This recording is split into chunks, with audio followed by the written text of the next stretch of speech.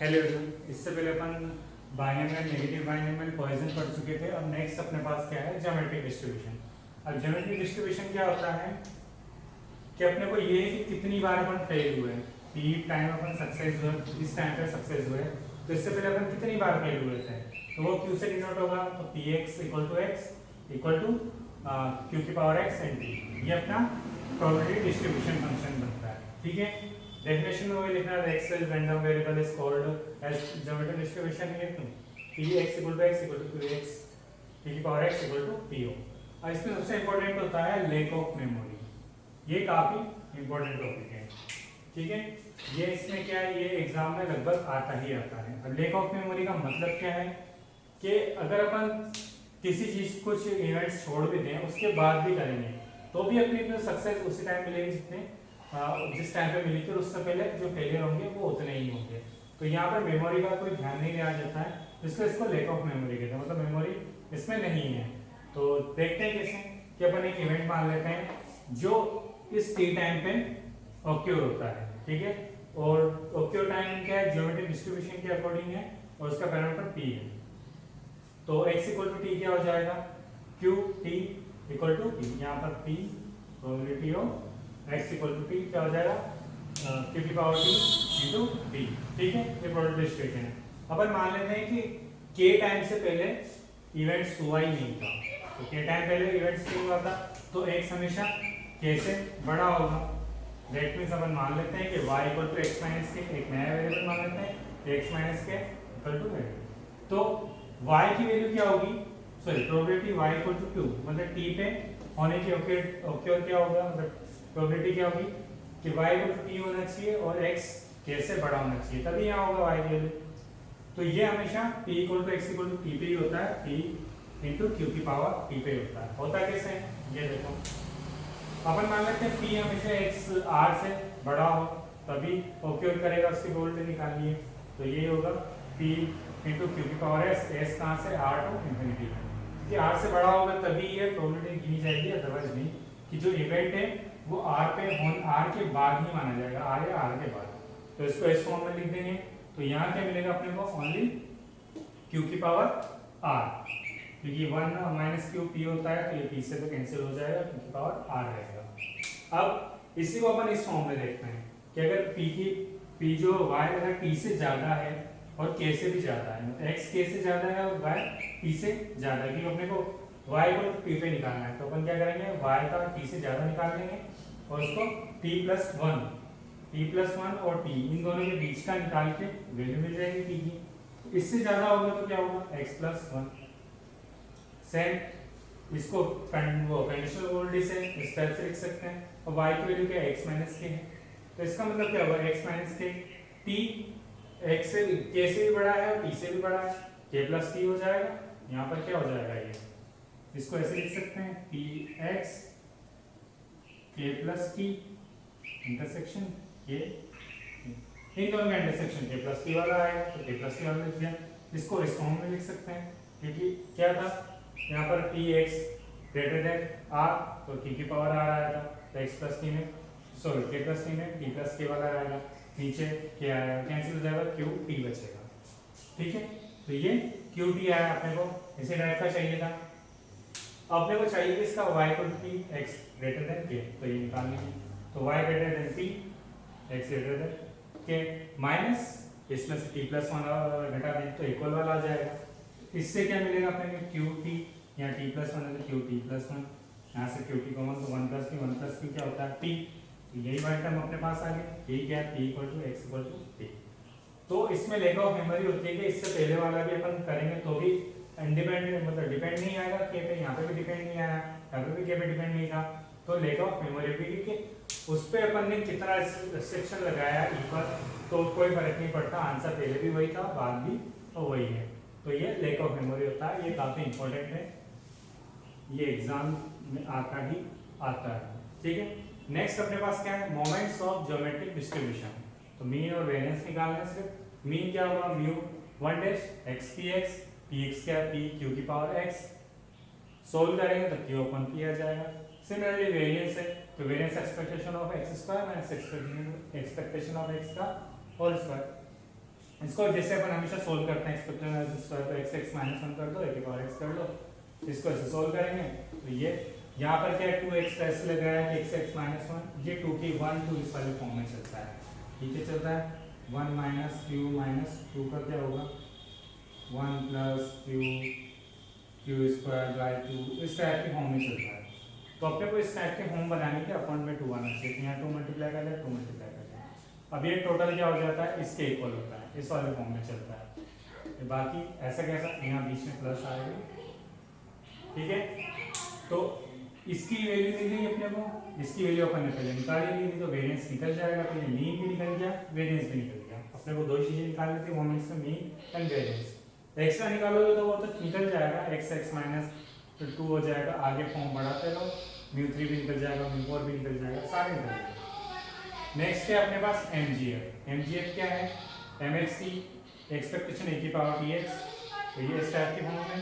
अब x वाला अलग कर देंगे, p x से इंडिपेंडेंट है तो बाहर आ जाएगा, इसको इस फॉर्म में लिख दिया, तो ये इस टाइप की होगी। अब इससे μ1 डैश निकाल लिया, d/dt mt एक बार डिफरेंशिएशन करो और t इक्वल टू 0 रखो, तो ये आएगा, दो बार करेंगे तो ये आएगा, इससे μ2 ये निकल गया, μ1 डैश निकल गया। अब देखो यहाँ पर क्या मीन क्या होता है, ये वेरिएंस ये होता है, तो वेरिएंस हमेशा बड़ा होगा, मीन हमेशा छोटा होगा, ठीक है। ये ज्योमेट्रिक डिस्ट्रीब्यूशन। अब अपन नेक्स्ट पढ़ते हैं हाइपर ज्योमेट्रिक डिस्ट्रीब्यूशन।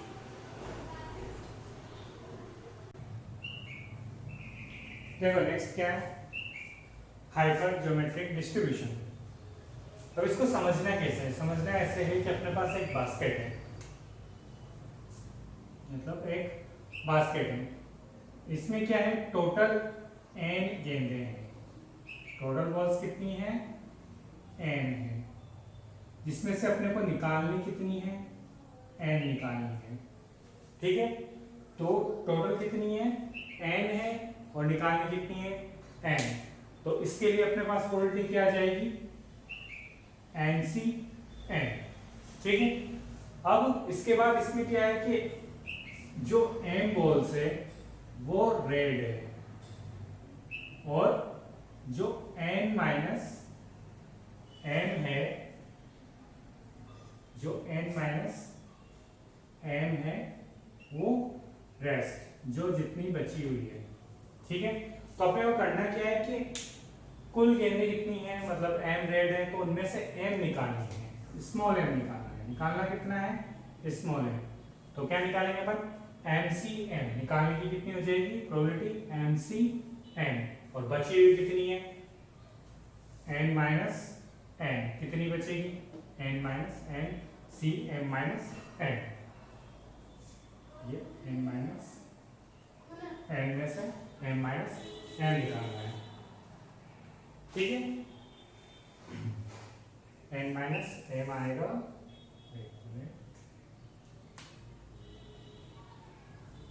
n और k,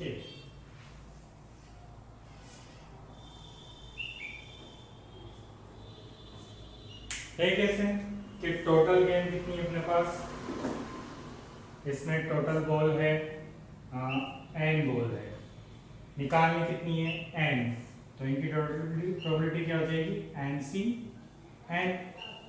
अब इसमें से रेड गेंद निकालनी है, तो रेड कितनी है n, उसमें से कितनी निकाली अपन ने स्मॉल n, तो इसकी प्रोबेबिलिटी कितनी हो जाएगी रेड की NC_n।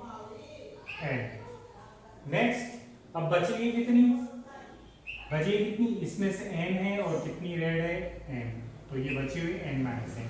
अब इसमें से कितनी निकाल सकते हैं अपन, टोटल कितनी निकाली n और रेड कितनी n, तो ये इन दोनों का multiply upon total probability, simply यही है, यही अपना हाइपर ज्योमेट्रिक होता है कि अलग अलग बास्केट में अलग अलग बॉल है, उनमें से कुछ निकाली है कुछ रेस्ट बचाई है, तो टोटल कितनी है n बॉल है, n में से स्मॉल n निकाली है, तो बचेगी कितनी टोटल n गेंदें हैं तो n माइनस n, और निकाली कितनी n माइनस n, तो टोटल NC_n।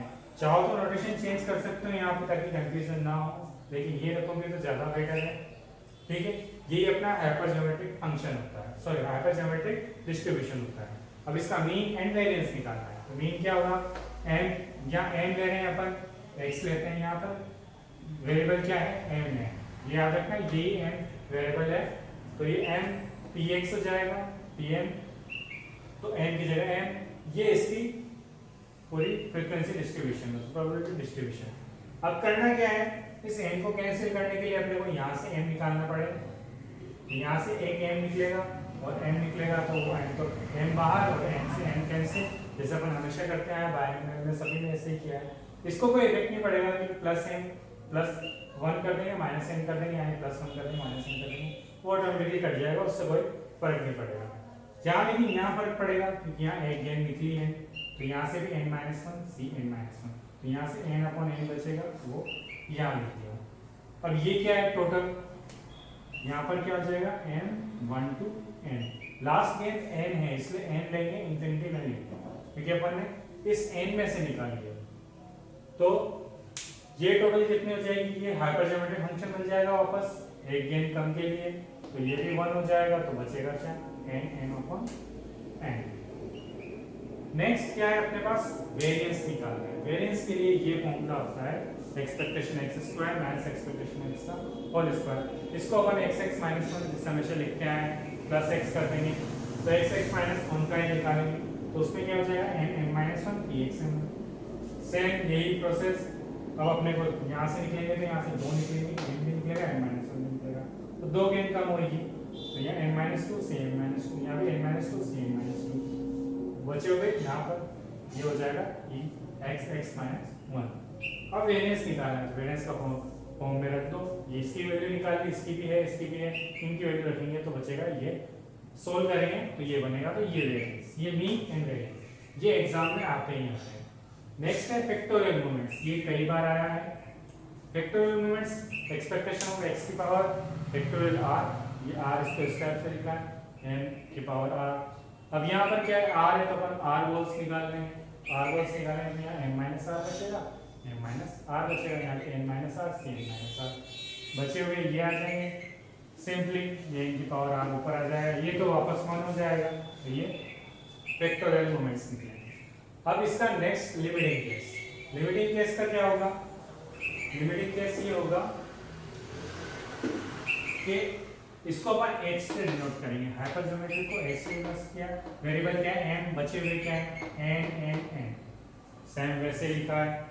अब इनको खोल लिया है, अब इस टर्म को अपने को कैंसिल करना है, इस टर्म को कैंसिल करना है, तो मतलब यहाँ वाली टर्म m माइनस एम वाले तक कैंसिल हो जाएगी, तो ये कैंसिल होगी, तो यहाँ कहाँ तक बचेगा, m minus m plus one. Similarly इसको कैंसिल करना है तो m प्लस वन तक करना है, ये कैंसिल हो जाएगा, यहाँ पर भी ऐसे कैंसिल करना है, m minus m plus one तक। अब इस फर्स्ट टर्म में लिमिटिंग कैसे, तो n टेंड्स टू इंफिनिटी होगा, तो n को अपने को क्या करना है, नीचे लेके आना है, यहाँ भी n कॉमन लिया तो m upon n 1 minus n, ऐसे ही यहाँ पे भी ये क्या हो जाएगा, n माइनस टू, इसको मैं यहाँ लिख देता हूँ,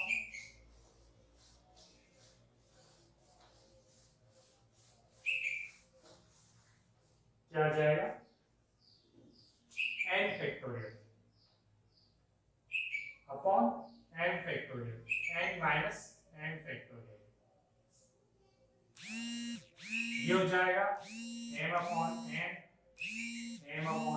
माइनस वन अपॉन n, ये चलता जाएगा n2। इस वाले टर्म में भी वापस अपने को n कॉमन लेना है, तो यहाँ से हो जाएगा 1 m अपॉन n, सेकंड वाले में n माइनस n, तो ये हो जाएगा अपने पास 1 minus n minus one upon n।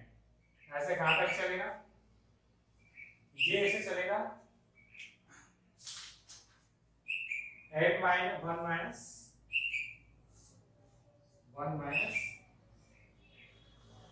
n upon n and minus ये हो जाएगा n plus one upon n, ऐसे लिख सकते हैं, ये यहाँ n आएगा, ठीक है। ये सारे माइनस कर देंगे, अपन ने माइनस कॉमन ले लिया है, ये सारे। अब ये टर्म होगी, अब बची हुई ये वाली टर्म, इसको भी इसमें भी कॉमन लेंगे, इसमें क्या है n कॉमन लेंगे, तो चाहो तो अपॉन में कर लो, चाहो इंटू कर लो। अपॉन में करेंगे तो क्या हो जाएगा 1 minus 1 upon n, 1 1 2 upon n,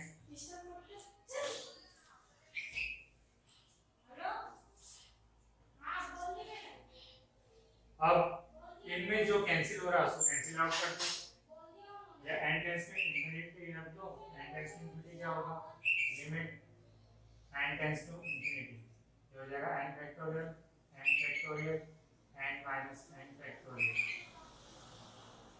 ये वन सॉरी, ये तो n टेंस टू इंफिनिटी, ये तो 0 हो जाएगा, 0 भी तो होगा, ये टेंस टू है तो n tends to infinity m upon n क्या बन जाएगा, p बन जाएगा। तो n टेंस टू इंफिनिटी पे m अपॉन n p को टेंस करेगा, तो वैल्यू रख दो, ये क्या हो जाएगा यहाँ पर, ये तो बन जाएगा अपने पास NCM, ये NCM ही बन रहा है, और ऊपर से यहाँ से करेंगे तो P सारे P होंगे, ये P हो जाएगा, ये P हो जाएगा, ये 1 अपॉन n 0, ये 0 0 0, तो यहाँ से P कितनी बार आएंगे ये n टाइम्स, और यहाँ से क्या बनेगा 1 minus P 1 minus P 1 minus P, ये n माइनस, ये तो हो जाएगा m टाइम्स, ठीक है, और 1 माइनस P 1 माइनस P, ये हो जाएगा n minus n times, n minus n times, और अपॉन में तो 1 ही आएगा, ये 0 0 सारे 1 ही आएंगे, तो ये क्या हो जाएगा NCN p की power m and 1 minus p की पावर n माइनस n, ये हो जाएगा NCN p की पावर n q की पावर n माइनस n। ये क्या होता है, ये होता है अपने बायनोमियल डिस्ट्रीब्यूशन। तो हमेशा याद रखेंगे जो भी अपने पास hybrid geometry case converting case से होता है बायनोमियल डिस्ट्रीब्यूशन। नेक्स्ट अपन पढ़ेंगे, इसमें एक और चीज रहेगी, इसका डिफरेंशिएशन, चाहो तो छोड़ दो, इसका कोई इंपॉर्टेंस नहीं है इतनी, बस 1 अपॉन एक एक्स्ट्रा लगाना रहेगा इसमें, n प्लस k प्लस 1, यहाँ पर n है और n प्लस 1 करना पड़ेगा, इसमें और इसमें रिलेशन निकालना पड़ेगा, n एंड इस वाले m प्लस 1 n इन दोनों में रिलेशन निकालना पड़ेगा, वही डिफरेंस रिलेशन होगा, तो वो डायरेक्टली अपन सॉल्व करके निकाल सकते हैं, जिससे यहाँ किया है इसको आगे n प्लस 1 दोनों का रिलेशन निकाल लेंगे, ठीक है, वही डिफरेंस रिलेशन होगा। ये तुम्हारा खत्म। नेक्स्ट अपन पढ़ेंगे मल्टीनोमियल।